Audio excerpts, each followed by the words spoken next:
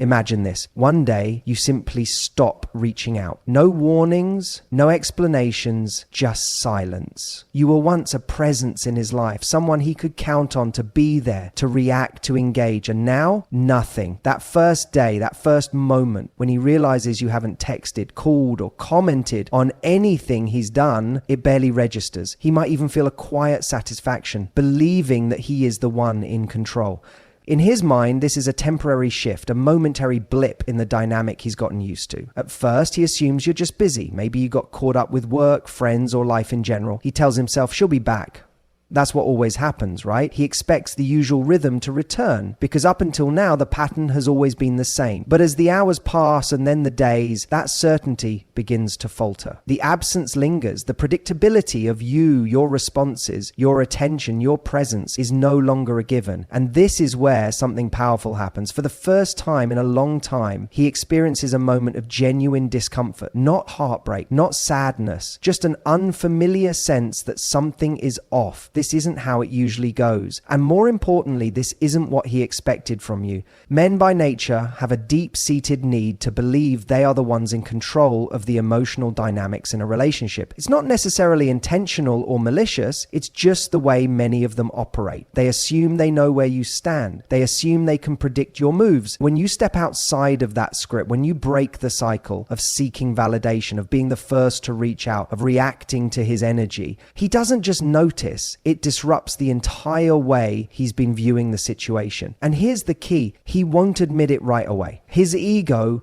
won't let him. In fact, his first instinct might be to brush it off. She's just playing a game. She's trying to get my attention. She'll be back. But as time stretches on, the cracks start to form. And those cracks, they're dangerous to his sense of certainty. The interesting thing about human nature is that we don't appreciate something fully until it's no longer accessible. It's why people don't crave freedom until they feel trapped. It's why we don't think about oxygen until we're gasping for breath. And it's why the moment someone who was once a steady presence in our life disappears, we suddenly realize how much we took them for granted. This is the power of detachment. When you pull away, not in a manipulative way, not as a game, but as a genuine decision to reclaim your own power, you shift the balance, you create space. And in that space, something profound happens. He is forced to feel your absence. This isn't about revenge. It's not about playing with his emotions or making him suffer. It's about breaking the cycle that kept you in a place of emotional dependence. If he never had to wonder about you, if he never had to question your presence, then he never had a reason to truly appreciate it. So in those first moments of your disappearance, his mind does what it always does. It tries to rationalize.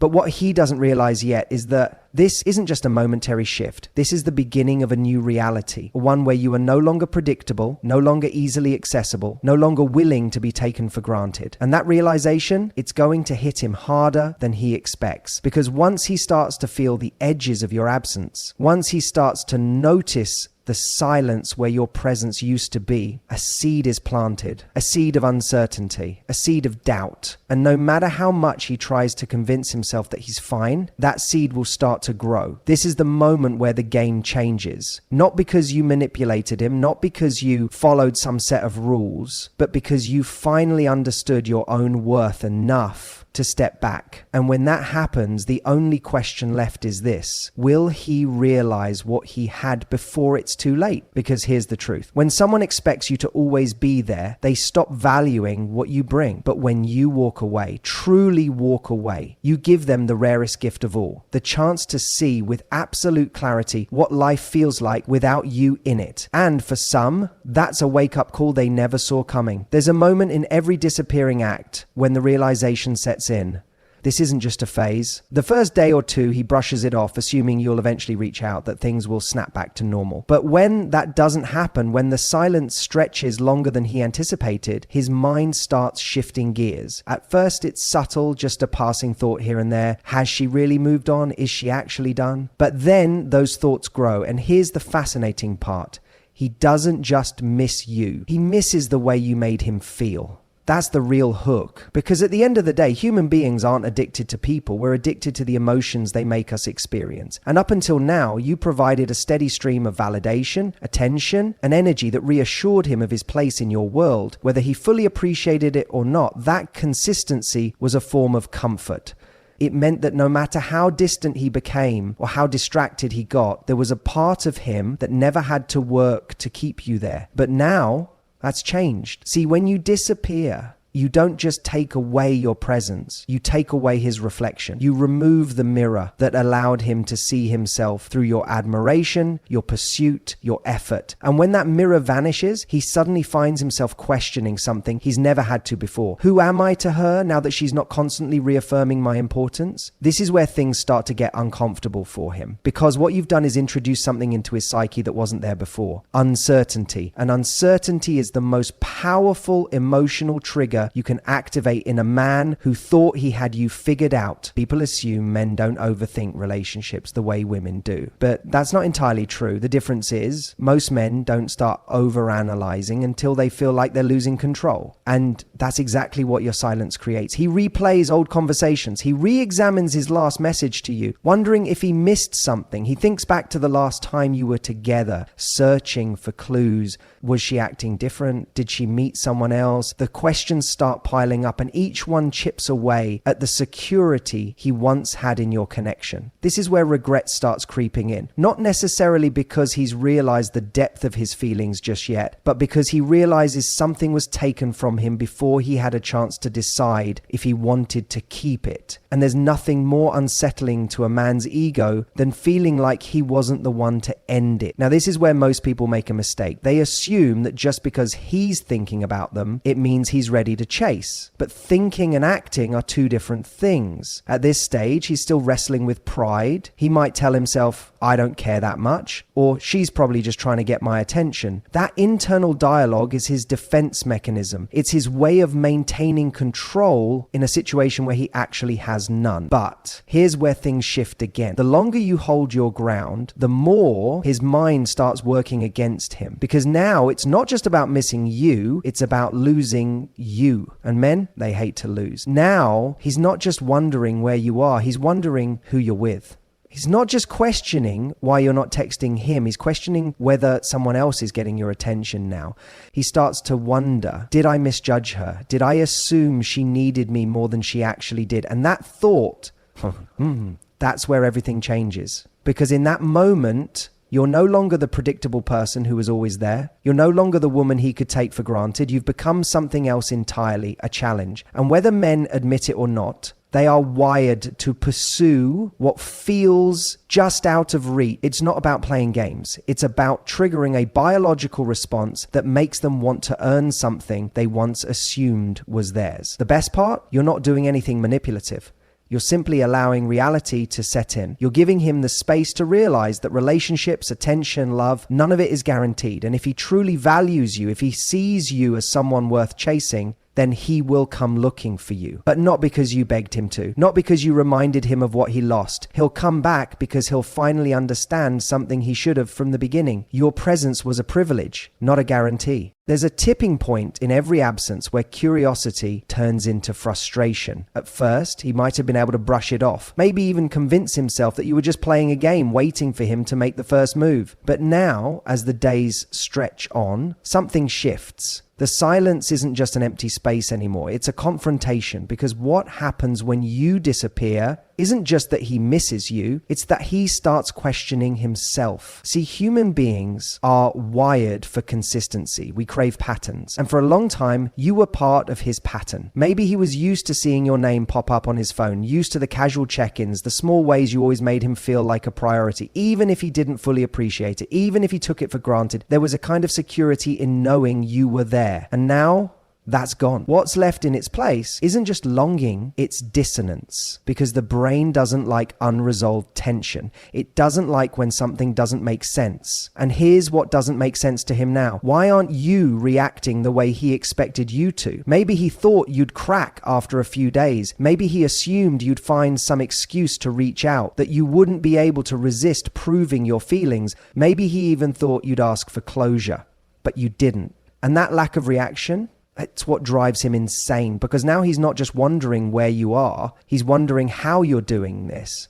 How did the person who once cared so deeply about him suddenly seem fine without him? And that thought, that single unsettling thought, is what makes him start to rethink everything. Because in his mind, this wasn't how it was supposed to play out. He might have been the one who pulled away first. Maybe he was distant. Maybe he got comfortable. Maybe he even thought, she'll always be there for me. But now he's realizing something different. Maybe I never understood her as well as I thought I did. And that's a terrifying realization, because when someone thinks they have you figured out, they assume they know how much power they have over you. They assume that no matter what happens, they can predict how you'll react. But the moment you stop playing by those rules, the moment you show them that you're not the person they assumed you were, that's when everything changes. And here's where it gets even more interesting. Now it's no longer just about you. It's about him, about his ego, about his identity. Because if he believed on some level that you needed him more than he needed you, then this silence is proving something very different. It's showing him that maybe, just maybe, he was wrong. And if he was wrong about that, what else was he wrong about? Now, he's not just thinking about the last time you spoke, he's thinking about all the times before that. He's remembering moments he dismissed, things you said that he never really listened to. He's replaying the way you looked at him, the way you tried, the way you cared. And then he starts asking himself the hardest question of all. Did I take her for granted? Because if there's one thing people don't like, it's realizing they overlooked something valuable. And the idea that you might have been more special, more rare, more irreplaceable than he originally thought, that's the kind of thought that lingers. That's the kind of thought that keeps him up at night. And the best part, you didn't have to do anything to plant it. You didn't chase, you didn't beg, you didn't try to prove your worth. You simply removed your presence. And in doing so, you forced him to see the void you left behind. Most people think that convincing someone to value you means constantly reminding them of what you bring to the table. But the truth is, sometimes the most powerful thing you can do is walk away and let them feel your absence. Because if they truly care, if they ever truly valued you, then the loss will hit them harder than words ever could. And if they don't, then you'll have your answer. Either way, you win. Something interesting happens when someone realizes you've truly disappeared from their life. The denial starts to crack and reality begins to set in. Up until this point, he might have convinced himself that your silence was temporary, that you were just trying to get a reaction out of him, or that you'd come back when you missed him enough. But then the days pass, and then the weeks, and suddenly something shifts. Now, it's no longer just about missing you, it's about the realization that maybe, just maybe, you're not coming back. And that's when regret begins to creep in. Because human beings have a funny way of valuing things only after they've gone. It's easy to take something for granted when it's always there, always accessible. But when that access is suddenly cut off, when something that once felt certain becomes uncertain, that's when the mind starts rewriting history. Now, he's not just remembering you, he's remembering you differently. Suddenly, the little things that annoyed him don't seem so annoying anymore. The things he overlooked now feel significant. The moments he brushed off as ordinary now carry a weight he didn't appreciate before. And here's the kicker. He starts wondering if he made a mistake. Because regret isn't just about loss. It's about realizing that you had something valuable and didn't treat it the way you should have. It's about recognizing, often too late, that what once felt optional was actually essential. Now, let's be clear, this isn't about playing games or manipulating someone into caring. It's about understanding human psychology, how people process relationships, attachment, and loss. And the truth is, people only regret losing what they once believed they owned. Think about it. Have you ever misplaced something that wasn't really yours? Maybe you borrowed a book from a friend and forgot to return it. You might have felt bad, but you didn't feel loss because it was never yours to begin with. But when you lose something you believed was yours, when someone you thought you had a place with suddenly removes themselves, that's when the real regret kicks in. Because in his mind, you were supposed to always be there. You were the person he could turn to when he was bored, when he needed validation, when he wanted comfort. Even if he wasn't giving you the same level of effort, he still expected you to be available. But now that expectation is shattered. And that's where the regret deepens, because it's not just about missing you. It's about what missing you means. It means he wasn't as sure of himself as he thought. It means he miscalculated. It means he had something valuable and didn't realize it in time. And if there's one thing people struggle with, it's admitting they were wrong. Now, let's talk about what happens next, because this is the point where his regret can go one of two ways. Some people, when faced with regret, sit with it. They reflect, they process, they come to terms with their mistakes, and they grow from them. But others, they panic. And that's when they start scrambling to fix what they broke. This is when you start getting those late night texts, the I miss you messages, the I've been thinking about you lines, the sudden attempts to reconnect. And if you ever wondered why they always come back after you've moved on, this is why. It's because for the first time, they're actually feeling the impact of their actions. And here's where you need to be careful, because when regret drives someone back to you, it's not always about love. It's often about relief. They don't want to sit with the discomfort of knowing they lost something good. They don't want to feel the weight of their own choices. They don't want to confront the fact that maybe you weren't the problem, maybe they were. And if you let them back too easily, if you rush to soothe their regret before they've done the real work of understanding why they lost you in the first place, then nothing changes. Because regret alone isn't enough. What matters is what someone does with that regret. Do they reflect? Do they take responsibility? Do they show through consistent action that they've learned? Or do they just want to reset the clock to get back to the comfort of knowing you're still there? This is where you have to be strong, because when someone comes back out of regret, it's tempting to take that as proof of love. But real love isn't just about missing someone, it's about how you treat them when they're there. So, if he regrets losing you, let him sit with it. Let him feel the loss, not just because it's what he deserves, but because it's the only way he'll learn. And if he truly values you, he won't just regret losing you, he'll do whatever it takes to earn you back. And that's the difference between someone who misses you and someone who's ready for you. Because missing you is easy. Earning you, that's where the real work begins. Something shifts when he realizes that your absence isn't just a phase, it's real. It's not an emotional reaction. It's not a game. It's not about waiting for him to notice. It's about you stepping into a new reality where he is no longer the center of your world. At first, he might have told himself that you'd be back, that you'd miss him too much, that no matter how long you stayed away, you'd eventually crack. Because in his mind, the dynamic between you was fixed, predictable. He thought he understood you. He thought he knew the limits of your patience, the depth of your attachment, the pattern of your emotions. But now that pattern is broken. And that's terrifying, because people aren't afraid of loss as much as they're afraid of losing control over that loss. It's one thing to miss someone and feel a sense of emptiness, but it's another thing entirely to realize that you have no say in whether they come back. That's what truly unsettles him. Before, he thought he had a safety net. Even if things weren't perfect, even if he took you for granted, even if he let things slip, he assumed there was always time. But now, time is no longer on his side, because each day that passes without you reaching out, without you looking back, without you making an effort to pull him back into your world, each of those days sends a clear message. You're moving on. And here's the paradox. The moment someone realizes they're not the one in control is the moment they feel the most powerless. This is when desperation creeps in. Not necessarily in obvious ways. He might not show up at your door. He might not send a grand heartfelt message apologizing for everything he did wrong, at least not yet. But mentally, emotionally, he's beginning to spiral. At first, he tries to rationalize it. She's just busy. She's probably just trying to prove a point. She'll get tired of this eventually. But then when the silence stretches longer than he expected, when he sees you genuinely living your life without him, when he starts to hear about you through mutual friends, his internal narrative begins to crumble. And that's when regret turns into urgency. This is when he starts making excuses to check in. Maybe he suddenly remembers something you left at his place. Maybe he finds an old picture and uses it as an excuse to send you a message. Maybe he casually brings your name up in conversations, hoping someone will tell him what you you've been up to. But here's what you have to understand. Urgency doesn't necessarily mean change. Just because he suddenly wants you back doesn't mean he's ready to be with you in the way you deserve. Because urgency is about him, not you. It's about his feelings of loss, his sense of regret, his realization that he might have miscalculated. It's not necessarily about a newfound understanding of what he should have done differently or a commitment to treating you better.